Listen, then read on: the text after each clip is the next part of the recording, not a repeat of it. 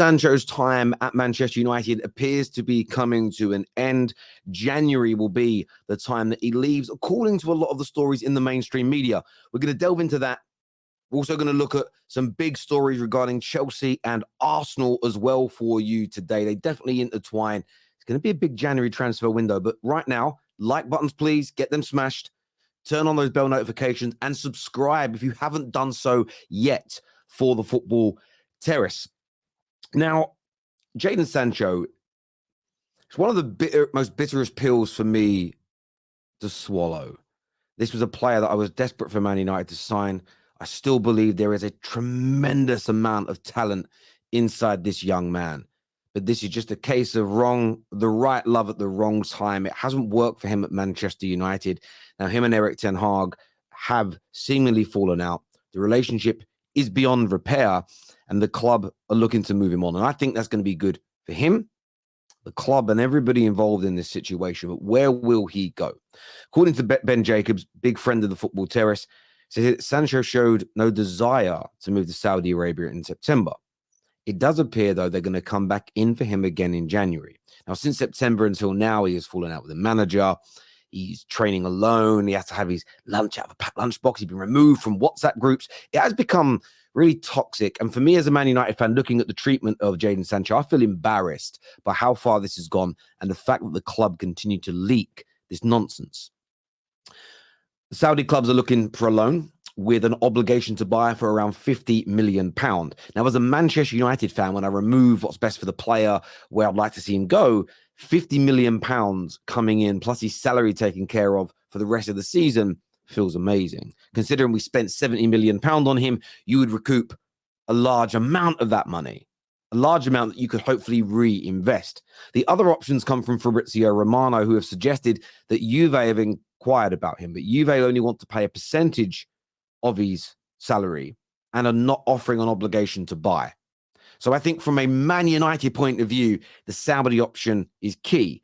But I don't think Sancho wants to go and play at the level of Saudi Arabia right now. I think Juve will end up being the option.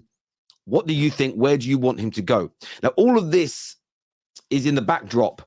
And they said it was going to happen on Monday. There's no way it was happening Monday with the funeral of Sir Bobby Charlton going on. They were never going to announce Sir Jim Ratcliffe on the same day that we laid to rest the greatest English footballer of all time. But it says here that Sir Jim is hoping to complete the purchase of his 25% shareholding this week. And I am still skeptical of this working. But what we're now starting to, if what we hear comes true, there's a chance for improvement at Manchester United. And what's really interesting is that the continual stories that Man United bosses are refusing to meet with agents as they believe they're trying to pitch their clients to replace Ten Hag. The reports also state right now that Sir Jim Ratcliffe and co are behind Ten Hag, and they essentially want to help him improve his team, get more of his footballing philosophy out, and all move in that direction. So I'm intrigued to see what is going to happen here. But as it stands as of now, all the noise coming out of Manchester United is they're not sacking Ten Hag. Give me your thoughts and feelings on that. Now, moving to North London, we know that they need to bring in a goal scorer, but also a midfielder is something their fans are desperate for. Now, according to this story today, Arsenal could offer Emil Smith-Rowe in a cash plus player deal for Aston Villa's 25-year-old Brazilian midfielder Douglas Luiz. Now, Douglas Luiz was a player that Arsenal nearly purchased at the end of the summer 2022 window. He's a player that their manager admires greatly. He's a player that when you look at him this season in the team that Unai Emery has built at Aston Villa, he looks a player. He looks a player. He looks somebody who, he's got an eye for a goal. He can be creative. He's box to box. He's almost the epitome of a box to box player. He's got the speed and the athleticism and the power for the Premier League, a good touch, a good passer. And I believe he'd be an excellent addition to the Arsenal team. I don't want to see him go to Arsenal. I don't want to see them get even better from a Manchester United fan's point of view. I look at somebody like Douglas Luiz and again think we're going to bolster and improve our midfield. He may not be the star name we need, but as a member of a midfield 4 to 5, who you play and rotate and move around, he would be an excellent addition. Now we know he signed a new deal in 2022, so this is going to be a relatively costly deal. But with Thomas Partey's body looking like it's failing, and maybe football fans getting their answers from the summer as to why Mikel Arteta was looking to move Partey on, physical issues are key. We know that sports science now can often predict the breakdown and the sort of collapse of the body of these players. Maybe it's time for them to cash in. If Saudi Arabia are interested in Thomas Partey still, 40 to 50 million, sell him, raise those funds and inject them into a player like Douglas Luiz.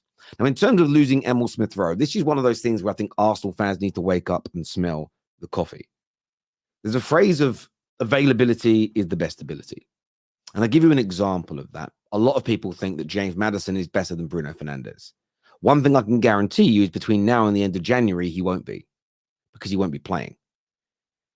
When you're available for large periods of time, you're better. You're just better. And we're not talking about Douglas. When we look at Emil Smith-Rowe, we're talking about a guy with great ability. But whether it's, and this is where I think there's a, and I want to make sure I explain this in the right way. Yes, you can look at his injury record and go, he's barely been injured for the last 12 months, Terry. So how can you say he isn't playing because of injury? My theory is he isn't playing because as soon as he gets a regular run of games, his body breaks down. So look at Kieran Trippier. A lot of his supporters at Arsenal last year pushed back on this argument that he's barely been injured. It's a fallacy that he's got a dodgy body, that his body lets him down. He goes away on loan and very quickly picks up a medium-term injury because his body can't handle it. And I think Emil Smith-Rowe fits that category. And availability is the best ability. I think Arsenal should try and cash in on him. And this is not a dig at how good he is as a football player.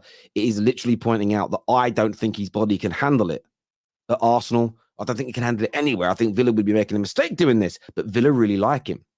So I'd love to get your thoughts and feelings on this, Gooners. Would you, for a player plus a bit of cash, sign Douglas Luiz? Let me know in the comment sections below.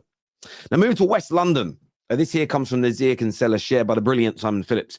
It says that Chelsea are interested. I'm actually going to scroll up on my screen here because I've got it bigger on the screen. My eyes are... I'm getting old, and that writing's a little bit small, although I can see it, but I just don't want to strain my eyes this morning. It says here that Chelsea also have an interest in Brighton striker Ivan Toney. There's also the Club Brugge forward Antonio Nusa, though he's seen as a more of a wide player. The stories around Chelsea, that we know they'll like Victor Osimhen, but he is such an expensive deal. Will Napoli do that in January? Nobody knows. But Ivan Toney is likely to move in this January window. And I keep hearing commentators talk about how, you know, when Ivan Toney returns for Brentford, they're going to be a different team. Sometimes I think to myself, do these guys not keep up with transfer news? They're not getting him back. Ivan Toney is barely going to kick a ball again for Brentford unless he picks up an injury and can't be sold in January. He ain't playing for him again. If so, it's going to be a game or two, maybe a farewell. You know what I mean? Goodbye. And if you're buying him in January, listen, you want to get him 1st of January, really. Or whenever his ban runs. I don't know if his ban runs out 1st of January, middle of January, end of January. I've got to look. But you want to buy him straight away. And Chelsea are interested. And Chelsea need a goal scorer. You add a more prolific... Listen, Nicholas Jackson's done okay. 6 goals in 12 games.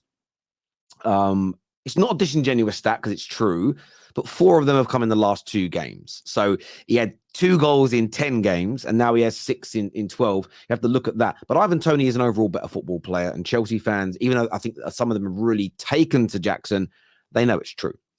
And this is an interesting one for me, because 2 months ago, when you were looking at Chelsea's results, I didn't think there was any way, shape, or form he'd pick Chelsea over Arsenal. And I still think Arsenal are the front runners for Ivan Toney.